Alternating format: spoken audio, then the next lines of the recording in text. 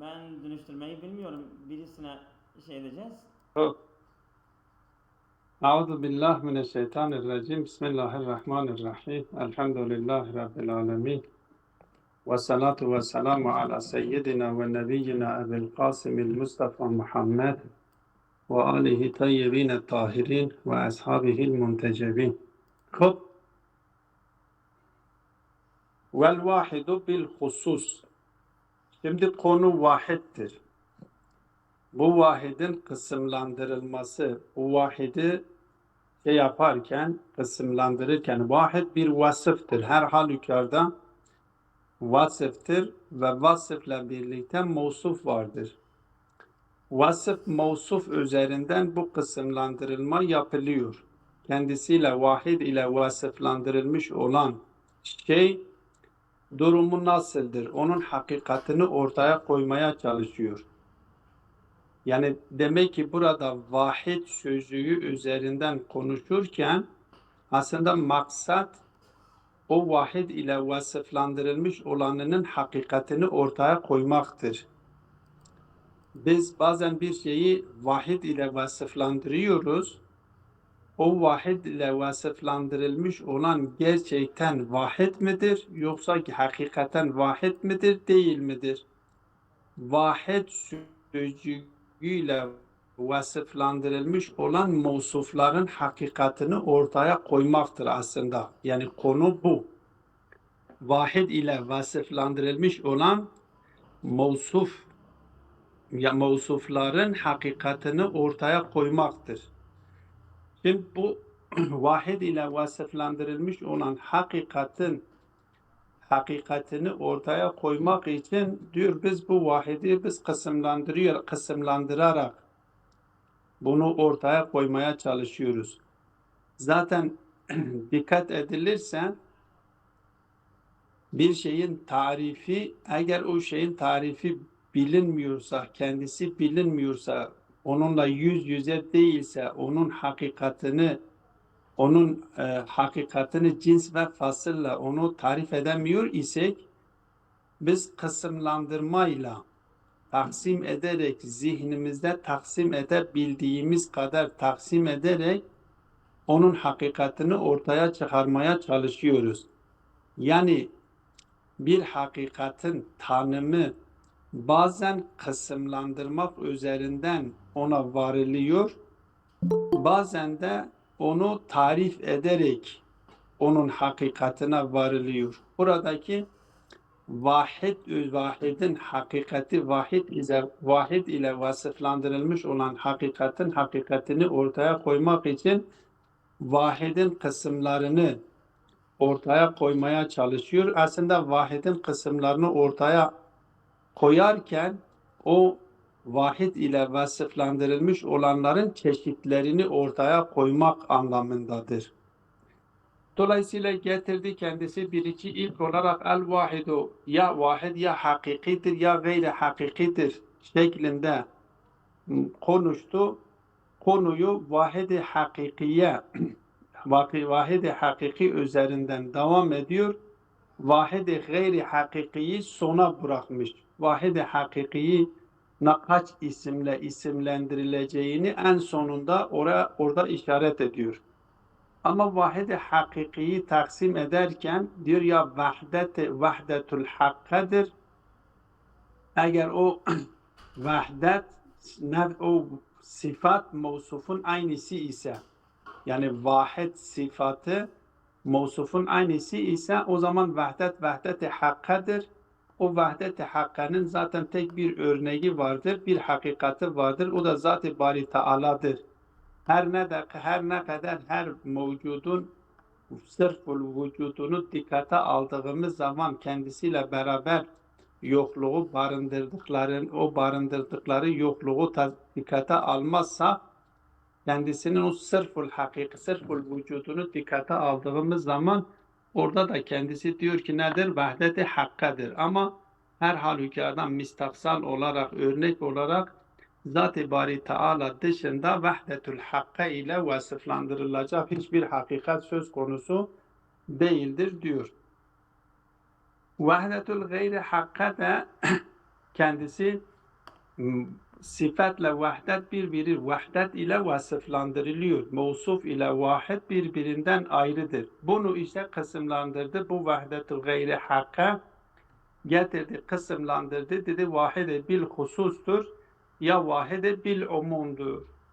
Buraya kadar biz açıklamıştık. Biz şimdi vahide bil hususu ve vahide bil umumu açıklamaya çalışıyoruz. Vahide bil husus mefhum olarak, kavram olarak vahiddir. Mistak olarak da vahiddir.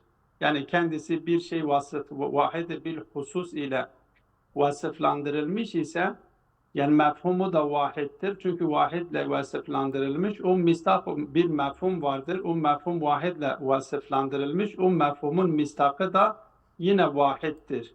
Adet gibi, sayılar gibi. Mesela 5 vahidun, el-hamsetu vahidun, el-aşiru vahidun. Aşer tektir. Onun mistakları, aşerin mistakları söz konusu değildir. Tek bir tane mistak vardır. Onun mistakı bir tane olduğu için 5 bir tanedir. 2 tane 5 yoktur. Mesela insan, biz dediğimiz zaman insanın mistakları çoktur. Zeyd de insanın mistakıdır. Bekir de insanın mistakıdır. Halid de insanın mistakıdır. Ama 5 dediğimiz zaman sadece 5 onun mistakıdır. 5 dışında başka bir şey, yani bir tane dışında başka şey 5'ler yoktur. Biz 4'e 5 diyemiyoruz, 6'ya 5 diyemiyoruz, 10'a 5 diyemiyoruz. Adede 5, biz 5'i el-hamisu ya el-hamisu vahidun, el-hamsu vahidun, el-hamsetu vahidun. Fark etmiyor hangi şeyle yaparsak. Vahidle bu hamse vahidle vasıflandırılır. Hangi adedi alırsak sayıların hepsi öyledir. El-erba'atu vahidetun. El-erba'u vahidun. O vahidle vasıflandırılıyor. Hem vasıf ki vahiddir, hem vasıflandırılmış olanının mistakı da vahiddir. Onun mistakları söz konusu değildir. Buna vahide bil husus deniliyor. Ama vahide bil umum nedir? Kendi mistakları çoktur. İnsan vahidle vasıflandırılıyor. İnsanın vahidle vasıflandırılması hamsenin vahidle vasıflandırılması gibi değildir. Biz hamseyi vahidle vasıflandırdığımız zaman hamsenin gerçekten dışarıda da bir mistakı, tek bir mistakı vardır. Tek bir mistakı olduğu için bil husus deniliyor. Ama insan vahidle vasıflandırılıyor. Mefhumu vahiddir ama mistakı vahid değildir. Mistakı Zeyd de insandır, Bekir de insandır, Halid de insandır. O mefhumu olmadı, kapsamlı olduğu için, birçok bireyi kapsadığı için ona vahide bil umum diyoruz. Hop.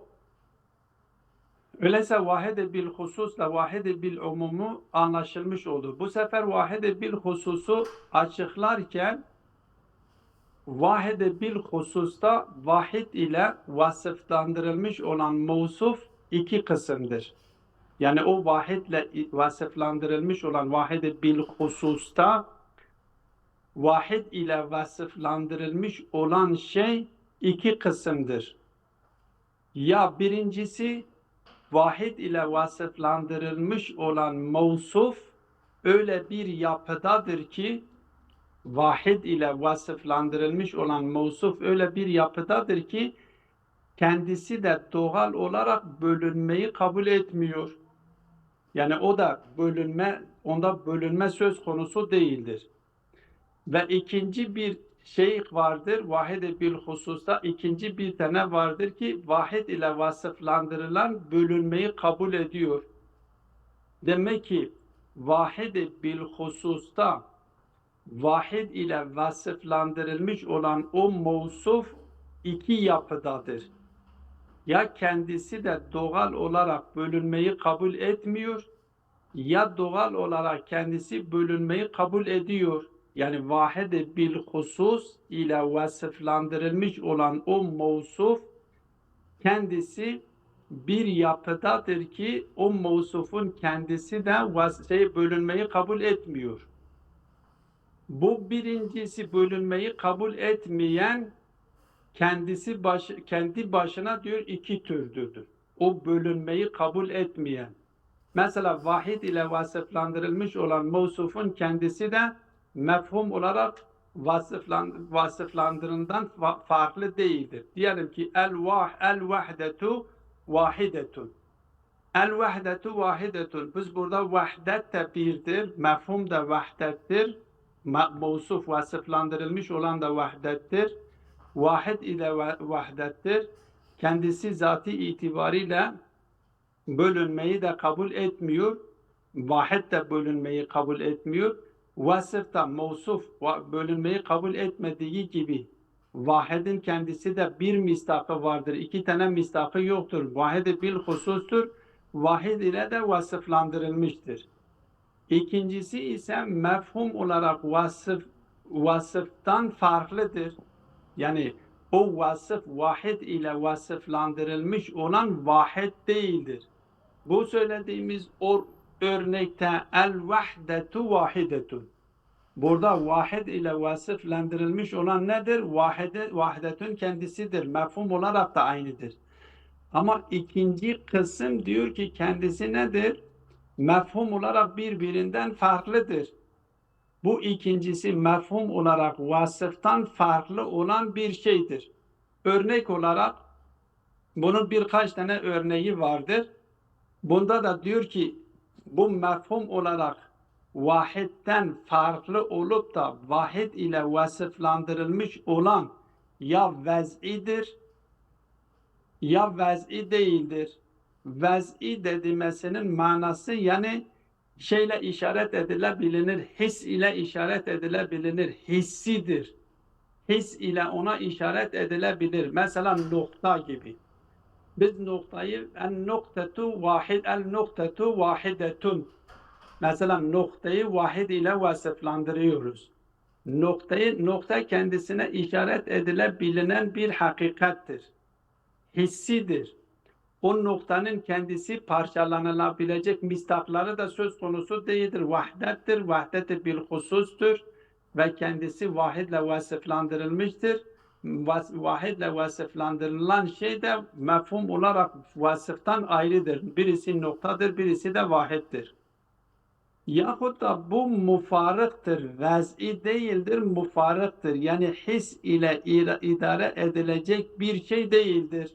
Vez'i değildir yani. Vez'i olmayan, hisle işaret edilmeyecek bir şey ise buna mufarık deniliyor. Yani maddeden irtibatı ya mutlak anlamda kesiktir ya bir boyutuyla kesiktir. Yani şeyle işaret edilmeyecek derecededir. His ile işaret edilmeyecek derecededir. Bu his ile işaret edilmeyecek derecedeki olan mevsuf vahidle vasıflandırılmış olan hakikat ki ona mufarık deniliyor yani mücerrettir bir anlamda. Bu da ya maddeyle irtibatlıdır nefis gibi, insanın ruhu gibi, insanın hakikati gibi.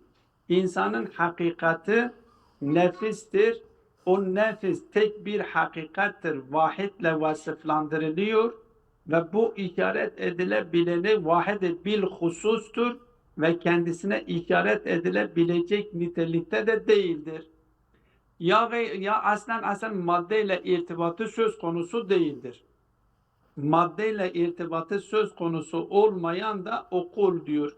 Akıl da mesela hakikat, her akıl kendi başına bir növ'dür ve o vahid bil husustur ve o her bir növ bir ferttir. Biz daha önce söylemiştik. Mücerred alemindeki olan hakikatlerin her bir tanesi bir türdür. O türün altında insan gibi bireyler söz konusu değildir. İnsan bir mefhumdur. Mefhum-i amdır.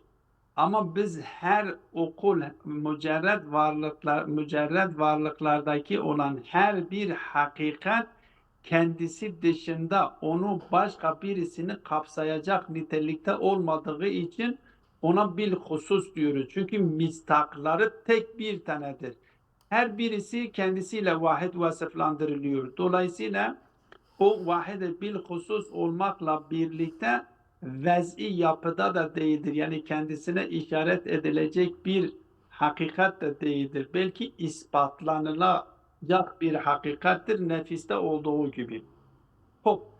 Bu vahid-i bilhususun birinci kısmı ki bu şekilde kısımlandırıyor ya kendisi diyor ki mevsuf vasıflandırılmış olan mefhum ile vasfın kendisi birdir ki el vahdetu vahidetun gibi ya vasıflandırılmış olan mevsuf vasıftan farklıdır ki mesela bu ikincisi için birkaç tane örnek getiriyor. Ya vez'idir, nokta gibidir.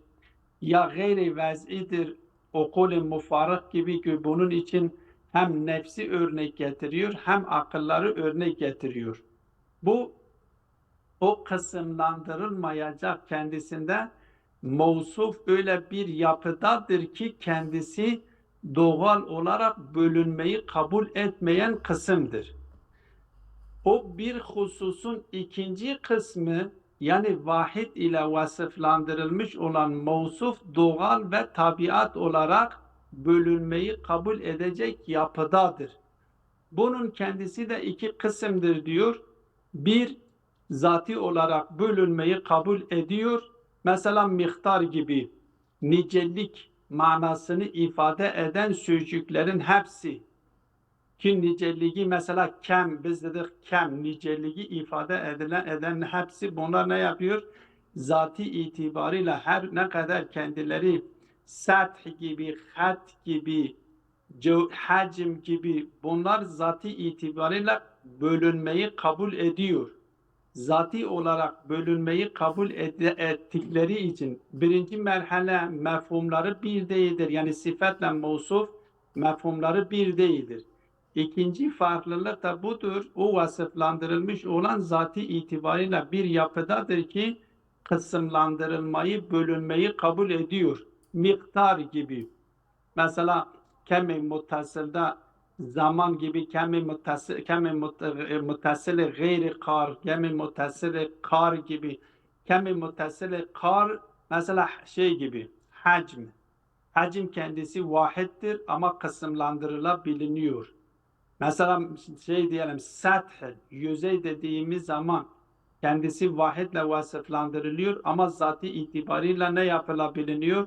Kısımlandırılabiliyor. Hat kendisi vahidle vasıflandırılıyor ama kendisi kısımlandırılabiliyor. Zatı itibarıyla kısımlandırılabilinendir. Bazıları da vardır ki ikinci bir kısmı, bu ikincinin ikinci kısmı zati olarak kısımlandırılmayı kabul etmiyor, vasıta ile kısımlandırılmayı kabul ediyor. Vahid ile vasıflandırılmış olan doğal ve tabii olarak vasıflandırılmayı, kendi zatında vasıflandırılmayı kabul etmiyor. Ama bir vasıta ile kendisi vahidle vasıflandırıldığı halde bir zati itibarıyla vasıflandırılmayı kabul etmiyor. Mesela hat zati itibarıyla vasıflandırılmayı kabul ediyor. Yüzey sert zati itibarıyla kısımlandırılmayı kabul ediyor. Ama bir tane vardır ki vahid ile vasıflandırılıyor. Vahid bir husus olmasına rağmen kendisi zati itibarıyla kısımlandırılmıyor ama vasıta ile kısımlandırılabiliyor. Bunun için de cismi örnek getiriyor. Diyor cisim vahidle kısımlandırılıyor ama bu vahidle kısımlandırılmış olan cisim ki mevsuftur, bu zati itibariyle kısımlandırılmayı kabul etmiyor.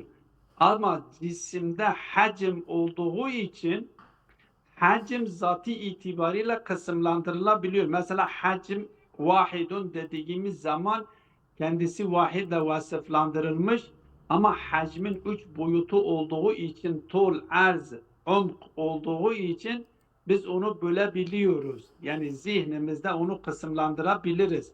Hacim zati itibariyle kısımlandırılabilecek bir hakikattir.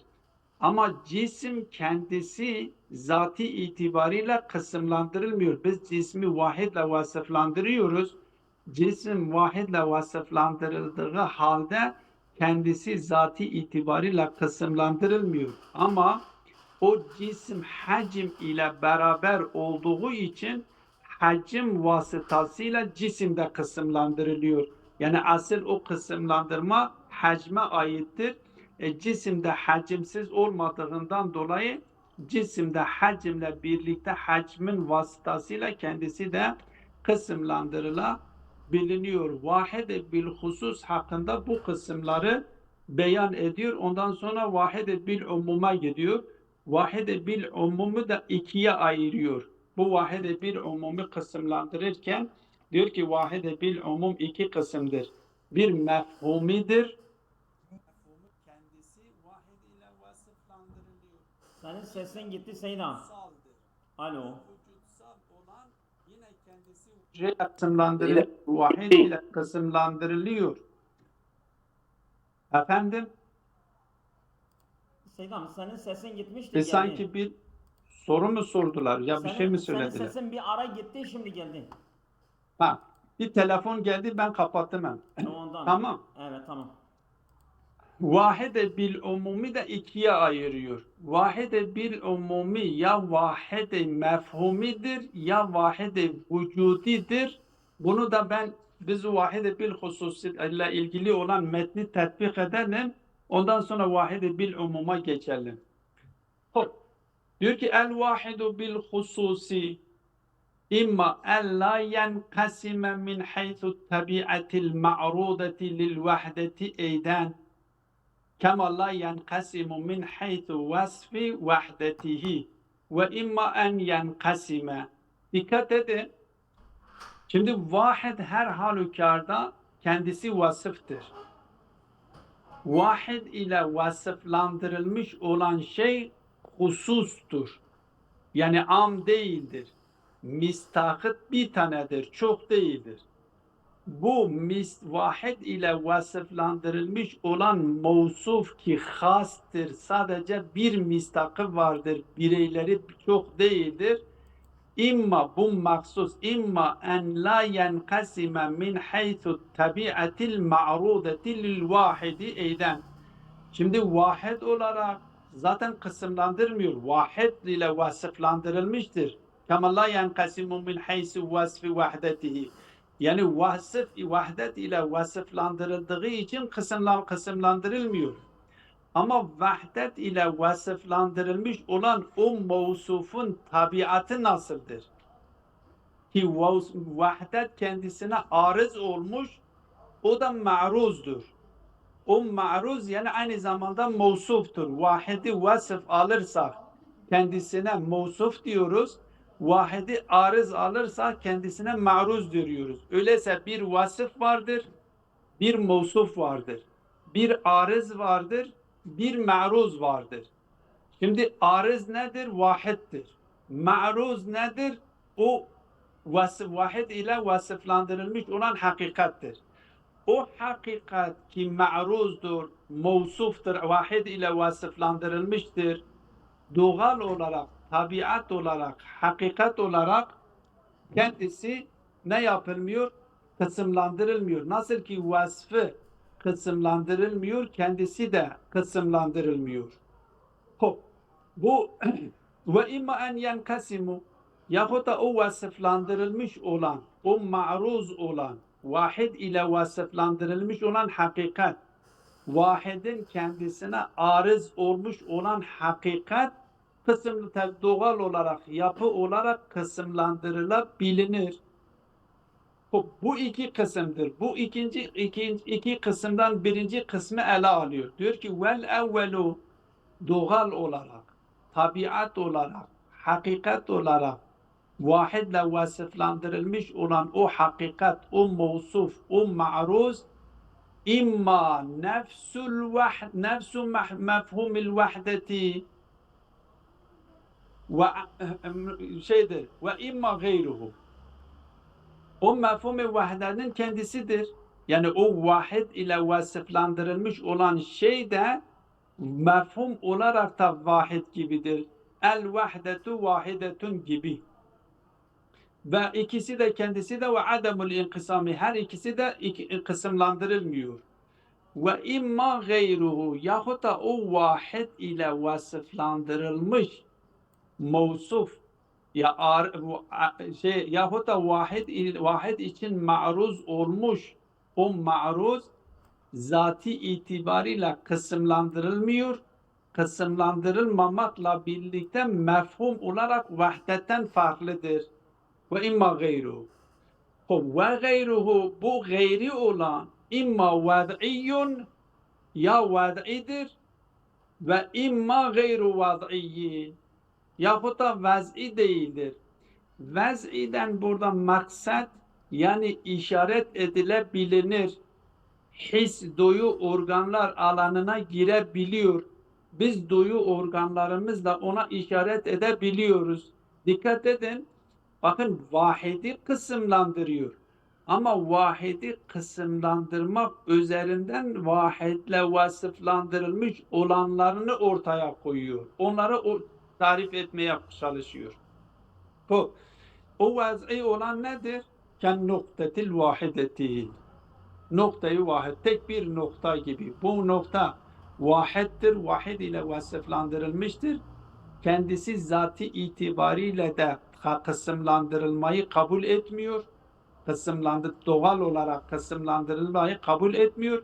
Ve nokta mefhumuyla vahid mefhumu birbirinden farklıdır. Önceki o vasıflandırılan da vahid idi, vasıf da vahid idi.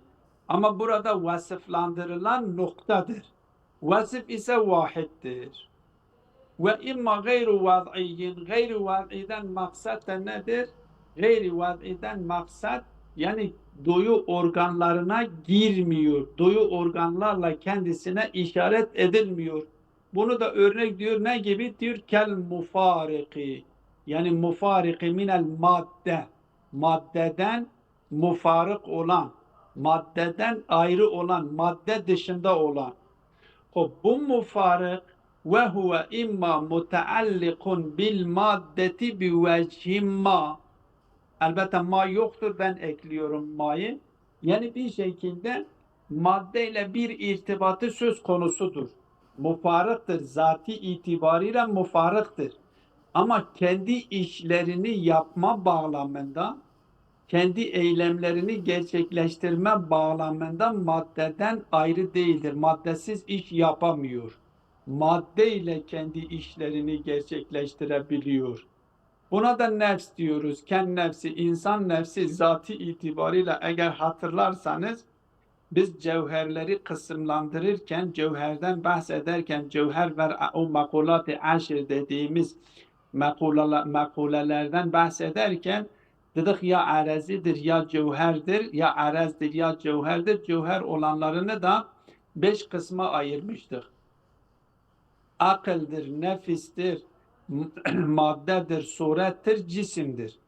Orada tarif ederken, aklı tarif ederken demişti ki hem zaten hem fiilen mufarıktır, mücerrettir. Yani hem kendisi zatı itibariyle mücerrettir, hem kendi işlerini yaparken maddeye ihtiyaç duymuyor. Madde vasıtasıyla kendi işlerini yapmıyor. Cisim vasıtasıyla kendi işlerini yapmıyor. Nefsi tarif ederken orada ne demiştik? Demiştik ki kendisi zatı itibariyle mücerrettir. Ama kendi işlerini yapmak için maddeye ihtiyacı vardır, cisme ihtiyacı vardır. Cisim üzerinden, beden üzerinden kendi işlerini yapıyor. Dolayısıyla diyor ki bu mufarık da iki gayri vad'i olan iki kısımdır. Gayri vad'i olan mufarıktır. Bu mufarık da iki kısımdır.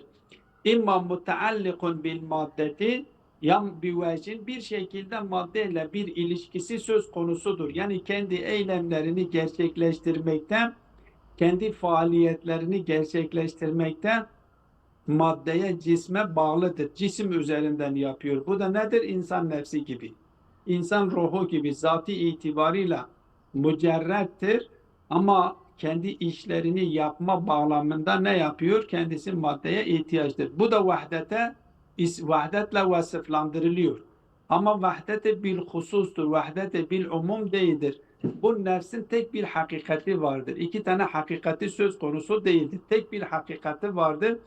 Nefis ki vahdetle vasıflandırılmıştır. Mefhum olarak iki tanedir. Mevsuf farklı mefhum olarak. Mevsuf ma'ruz nefistir. Arız ya vasıf vahittir. Ve zatı itibariyle de bu nedir? Kısımlandırılmayı kabul etmiyor. Ve kendisi de nedir? Maddeye bir bağımlılığı vez'i değildir. Mufarıktır ama mufarıklar içerisinde maddeye bir bağlılığı söz konusudur. Ve imma gayru muteallikin bil madde, yani maddeye bir ilişkisi söz konusu değildir. Kel akli, akıl gibi. Bunlar da her birisi eğer vahdetle vasıflandırılıyorsa vahdet-i bil husustur. Vahdet-i bil umum değildir. Bu vahdet-i hususla ilgili olan açıklamaydı. Ama vahdet-i bil ve thani ve huve vahdet-i hususun ikinci kısmına geçiyoruz. İkinci kısmını da diyor ve thani o zatı itibariyle ve huvellezî yakbelul ikkisame bihasebi tabiatihil ma'rudeti. Bu birinci kısım zatı itibariyle o vasıflandırılmış olan mevsuf öyle bir yapıdadır ki, öyle bir yapıya sahiptir ki zatı itibariyle kısımlandırılmayı kabul etmiyor. İkinci kısmı zatı itibariyle bir yapıdadır. Kendisi vahidle vasıflandırılmış, vahid bil husustur. Ama doğası, o hakikati, yapısı kısımlandırılmaya müsaittir. İmma en nedir diyor? Ve huvellezî yakbelul kısmet el inkısama bihasebi tabiatihil ma'ruda. Bu ikinci kısım imma en yakbeluhu bizzat ya zatı itibarıyla yani vasıtaya ihtiyaç duymaksızın bunu kabul ediyor. Bu kısımlandırmayı kabul ediyor. Kel miktar el vahid. Miktarlar gibi miktarı ifade eden kem manasının ifade etmiş olduğu hakikat gibi. Satihtir, hattir, hacimdir. Hacim kendisi el hacmul vahidu. Vahidle vasıflandırılıyor. Zati itibariyle tabiatı doğası çünkü üç boyutludur. Tol, arz, umk özelliğine sahip olduğu için her ne kadar kendisi vahid bil hususdur ise de ama kendisi tabiat olarak, doğa olarak, yapı olarak kısımlandırılmayı kabul ediyor. Niye? Çünkü boyutu vardır. Üç boyutu varsa bu kısımlandırılabiliyor. Velev ki dışarıda onu kısımlandıracak bir araç olmasa dahi zihnimizde felsefik olarak onu zihnimizde kısımlandırabiliriz. Hat aynı şekilde, zaman aynı şekilde, miktarı ifade eden kavramların hepsi zati itibariyle kısımlandırılabiliyor. Ve vasıtayla da değildir. Vasıtasız kendi zatları o kısımlandırır. Yapıları öyle bir şekildedir ki kısımlandırılmayı kabul ediyor. Ve imma en yakbeluhu bil arazi yahut da zatı itibariyle kısımlandırmayı kabul etmiyor. Belki bir vasıtayla bir araz o kısımlandırılmayı kabul ediyor. Cisim gibi. Kel cismi tabiiyyil vahid min cihetin miktarihi. Çünkü o da hacimle beraber olduğu için asıl kısımlandırma hacme aittir. Hacim kısımlandırılabiliyor. Cisim zatı itibariyle diyor kısımlandırılmıyor. Ama cisim hacimle beraber olduğundan dolayı ki bu cismi talimidir. Hacimle beraber olduğundan dolayı o hacmin kısımlandırılma vasıtasıyla kendisi de kısımlandırılıyor. Öyleyse cisim her ne kadar kısımlandırılıyor ise de bu kısımlandırılma esaleten ve zaten cisme ait değildir.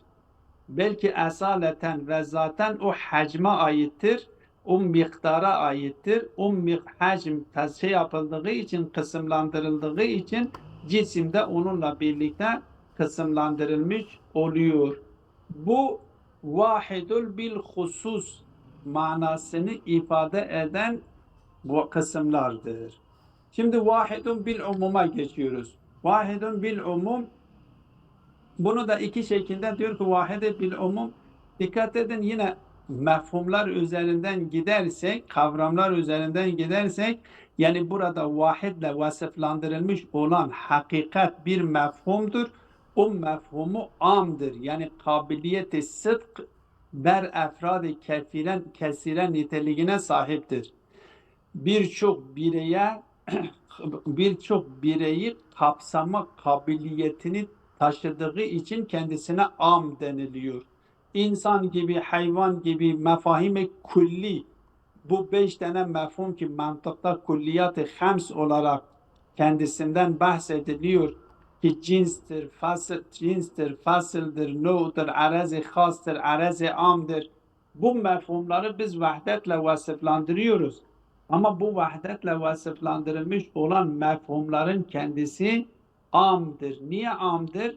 Çünkü kendileri kendileri birçok bireye şamil gelme kapasitesine, kabiliyetine sahiptir. Dolayısıyla kendisine bu kabiliyete sahip olanlar vahidle vasıflandırılsa da bile, ama vahide bil umumdur, kendisine vahide bil umum deniliyor. Bu vahide umum, yani bu özelliğe sahip olan da diyor iki kısımdır. Ya vahide bil umum mefhumidir. Bu ikinci kısım çok önemlidir. Ya vahide kendisi, o vahide umumidir. Yani kendisi birçok mefhumu amdır. Birçok bireyi kapsıyor. Ya vücutsal olarak amdır. Buna da vücutsal olarak am olanına da vücude se'i diyorlar. Yani vücutsal, Farsçada buna hesti. Yani mesela biz diyoruz ki Zat-ı Bari Teala yaratıkları yarattı. Hesti dediğimiz bu. Farsçada hesti, Türkçe'de varlık diyoruz ama varlık kelimesi tam bunu karşılayamıyor. Hesti dediğimiz zaman bütün o varlığı oluşturan varlıkların tamamını kapsıyor. Hesti dediğimiz zaman varlığı oluşturan, bakın varlığı oluşturan varlıkların tamamını ne yapıyor? Kapsıyor. Bu mefhumsal olarak biz mefhum-i vücudu burada kastetmiyoruz. O dışarıdaki varlığın kendisini kastediyor. Bütün varlıkları ne yapıyor? Kapsamış oluyor. Buna da vahide bil diyor. Bil vücud vahide si'i diyorlar. Evet, vahide bil umumi si'i, yani genişlik bakımından bütün varlıkları kapsıyor. Hatta mesela bizim ahlakta bahs edilirken diyor ki insan kendi vücudunu geliştirmesi gerekiyor. Vahittir, insan vahittir. Ama vücudunu geliştirmesi nedir? Si'ayyi vücudi diyorlar. Bu si'ayyi vücudu ne oluyor? Hatta ahlaktaki biz diyoruz ki takarrub ilallah. Allah'a yakınlaşmak. Allah'a yakınlaşmak nedir? Zamansal değildir. Bu mekansal da değildir. Belki nitelikseldir. Yani vücutsal olarak vücudunu geliştir, sabrı kendinde geliştir, olumlulukları kendine geliştirerek vücudunu adeta büyüt anlamındadır. Buna da buna da umumi si'i diyorlar. Ne diyorlar? Si'ye vücudi diyorlar. Vücutsal olarak kendini geliştirme. Bir vel vahidu bil umumi, imma vahidun bil umumil mefhumiyye, söylediğim gibi o mantıkta kulliyat-ı hams olarak kendisinden bahsedilen mefhumlar hepsi vasıflandırılıyor, vahid ile vasıflandırılıyor. Ama mefhum bir husus değildir, has değildir, mefhum amdır. Birçok bireye şamil gelme kabiliyetini taşıyor. Hem no öyledir, hem mefhum-i no öyledir, cins niteliğindeki olan mefhumlar öyledir, tür niteliğinde olan mefhumlar öyledir, fasıl niteliğinde olan mefhumlar öyledir. araz-ı has niteliğinde, araz-ı am niteliğinde olan mefhumların hepsi vahdetle vasıflandırıldıkları halde ama mefhumlarda birçok bireyi kapsama kabiliyetine sahip olduğu için bunlara am deniyor, kulli deniliyor. Ama vahidle vasıflandırılıyor. Ve imma vahidun bil umumi bi mana es-si'a. Umum burada mana si'adır. Es-si'atul vücudiyye. Yani si'ayı vücudi deniliyor. Bu iki şeydir. Bunu da dediğim gibi hesti örnek olarak parçada hesti diyorlar.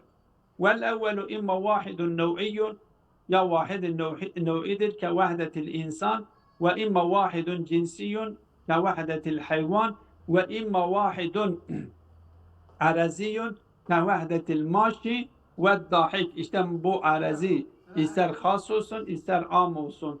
Maşi amdır, dahik de hastır. Fasla işaret etmedir. Yahut da mesela ki vahidun fasliyun da diyebiliriz, burada ekleyebiliriz. Son olarak her ne kadar vakit geçiyor, biz bir şey olmadığı için bunu da bitirelim. Vel vahidu bil umumi bi mana es-si'atul vücudiyye. Peki bunun şeyi nedir? Misali ne gibidir? O manayı vahid bil umum ama bi manayı si'ayı vücudiye nedir? Diyor kel vücudil munbassit. Vücudil munbassit gibi. Zat-ı Bari Teala'nın vücudu bütün varlıkları kapsıyor. Öyleyse vücudu vahiddir bil umum. Hepsini kapsıyor. Yahut da hesti dediğimiz zaman bütün varlıkları kapsayacak, bütün varlıkları kapsayacak niteliktedir. Si'e-i vücudi diyorlar buna. Hop. Vahide hakikiyle ilgili olan konuları tamamladı. İlk olarak vahidi kısımlandırırken demişti ki el vahidu imma hakikiyyun ve imma gayru hakikiyyin. O hakikiyi kısımlandırdı, taksimatlarını ortaya koydu. Vahidi hakiki, vahdeti hakka, gayri hakka, vahdeti gayri hakka bil husus, bil umum şeklinde kısımlandırarak her birisinin örneklerini zikretti, kısımlarını beyan etti. Şimdi tekrar dönüyor ilk taksime. İlk taksim neydi? Hakiki de gayri hakiki. Hop hakikiyi konuştuk, gayri hakikiye geliyor. Vel vahidul gayrul hakiki ma ittesefe bil vahdeti bi aradi gayrihi. Biz orada da zaten tarif etmiştik. Gayri hakiki nedir? Vahdetle vasıflandırılıyor ama vasıtayla vasıflandırılıyor. Vasıta olmaksızın vasıflandırılmıyor. Mesela diyelim ki insanla feres kendisi vahidle vasıflandırılıyor. Ama hayvaniyet vasıtasıyla vasıflandırılıyor. Ya Zeyd ile Bekir vahid ile vasıflandırılıyor ama insan vasıtasıyla vasıflandırılıyor. Yani zati itibarıyla vahid ile vasıflandırılmayan hakikate de ne diyor? Vahide gayri hakiki ya mecazi deniliyor. Ma ittesefe bil vahdeti bi aradi gayrihi, yani başka birisinin vasıtasıyla. Bi en yettehiden nev'e ittihadin ma'a vahidin hakikiyin, bir şekilde hakiki vahdete sahip olanının vasıtasıyla bir şekilde vahdetle vasıflandırılıyor. Zeyd ve Amr ke Zeydin ve Amrin gibi. Fe innehuma vahidun fil insan. İnsan ile, insan vasıtasıyla vahid ile vasıflandırılıyor. Vel insanu vel feresu fe innehuma vahidun fil hayvani. Burada bununla vasıta, bu vahide gayri hakikinin farklı isimleri söz konusudur. Bu farklı isimlerine son olarak işaret ediyor. Ve tahtelifu esma'ul vahidil gayril hakikiyye bi ihtilafi cihetil vahdeti bil araz. Çünkü bu vasıtayla vahdetle vasıflandırıldığı için o vasıtaya göre isimlendiriliyor. Eğer vasıtalık yapan nev ise vahid-i nev'i deniliyor. Eğer vasıta vahdete vasıtalık yapan cins ise vahdet-i cinsi diyor. Onun için oraya işaret ediyor. فالوحدة في معنى النوع تسمى نوعيا ya tematilen misl diyorlar. Ve fi ma'nel cinsi tecanusen deniliyor. Ve fi ma'nel keyfi teşabuhen deniyor. Ve fil kemi tesaviyen deniyor. Ve fil ver'i tevaziyen deniliyor. Ve fil nisbeti tenasuben deniyor. Ve vücudu kullu minel aksamil mezkureti zahirun keza karreru. Yani bunların kısımlarının hepsi de nedir? Zaten hepsinin bu kısımların var olması da zahirdir. Bunu ispatlamaya da gerek yoktur. Keza karreru ve bu şekilde de felsefeciler ya mantıkçılar kararlaştırmışlardır. Bu sonunda biraz acele yaptık. Fazla zaten şey de değildir. Açıktır. Vakit dar olduğundan dolayı biraz acele ettik. Kusura bakmayın. Ve sallallahu ala Muhammedin ve alihi tayyibine tahirin. Teşekkür ederim. Allah'a emanet olun. Esabekumullahu hayrin kesira. Sağ olun, var olun. Efendim?